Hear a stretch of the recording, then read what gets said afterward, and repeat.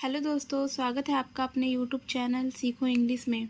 अगर आपकी इंग्लिश बहुत कमज़ोर है, ना तो लिख पाते हो ना ही पढ़ पाते हो, तो ये वीडियो आपके लिए।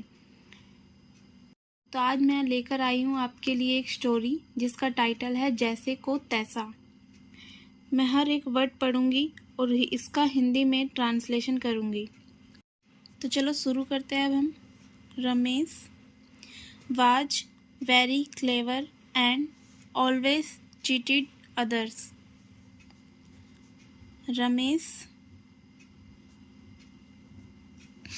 वाज मतलब था, वेरी मतलब बहुत, क्लेवर मतलब होता है चालाक, एंड मतलब और, ऑलवेज मतलब होता है हमेशा, चीटेड मतलब यानी कि धोखा देना,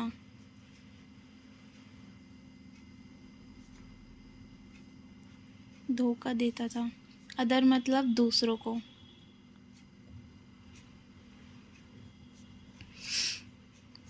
जो रमेश था वो एक बहुत चालाक आदमी था। वो हमेशा दूसरों को धोखा देता था। वन डे मतलब एक दिन, he fooled Suresh and swindled money from him. ही मतलब होता है उसने, फूल्ड यानी कि बेवकूफ़ बनाया।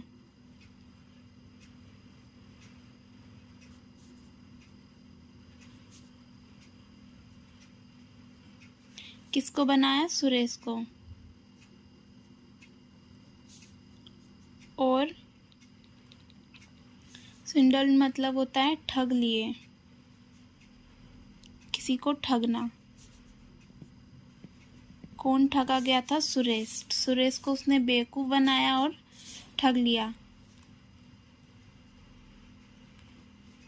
पैसे, मनी मतलब पैसे, फ्रॉम मतलब से, हिम मतलब उससे। उसने सुरेश को बेवकूफ़ बनाया और पैसे ठग लिए उससे। रिमेन्ड साइलेंट, जो सुरेश था वो चुप रहा। रिमेन्ड साइलेंट यानी कि वह चुप रहा। बट लेकिन, he decided to take revenge यानी कि उसने ठाना बदला लेना। उसने डिसाइड किया यानी कि फैसला किया।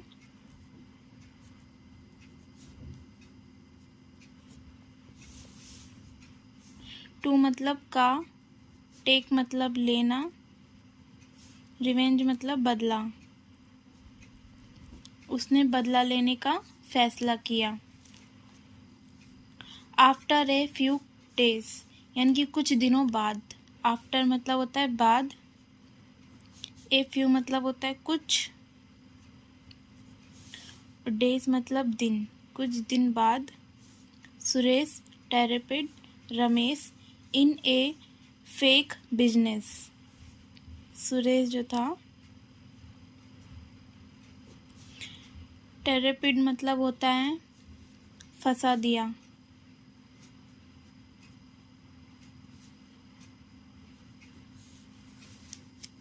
Ramesh,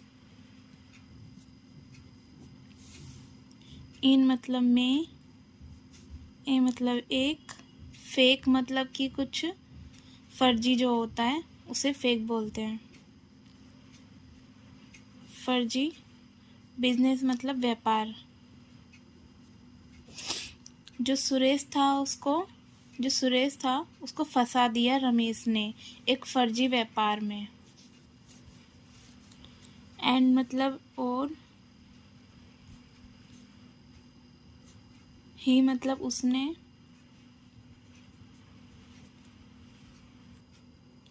lost all his money lost मतलब होता है खो दिया। ऑल मतलब सारा। हिज मनी यानी कि जो उसका सारा पैसा था, अपना पैसा उसने खो दिया।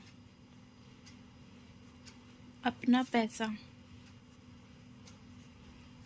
हिज मनी यानी कि अपना पैसा उसने खो दिया। Then Ramesh realized that whatever you do. फिर देन मतलब होता है फिर या फिर तब, तब भी बोल सकते हैं इसको, तब या फिर। जो रमेश था, रमेश रियलाइज्ड यानी कि उसको एहसास हुआ। दैट मतलब कि रियलाइज्ड मतलब एहसास हुआ। व्हाटएवर यू डू, व्हाटएवर मतलब होता है जो कुछ भी। यू डू यानी कि आप करते हैं।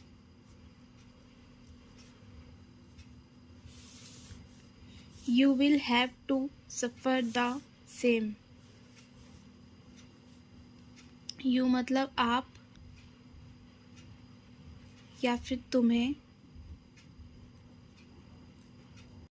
Will मतलब पड़ेगा। To मतलब को। suffer मतलब भुगतना। The same यानी कि वही, वैसा ही, वैसा ही तुम्हें भी भुगतना पड़ेगा। He always remembered the lesson of tit for tat. Now he started living. वह always मतलब हमेशा, remembered मतलब याद रखता था।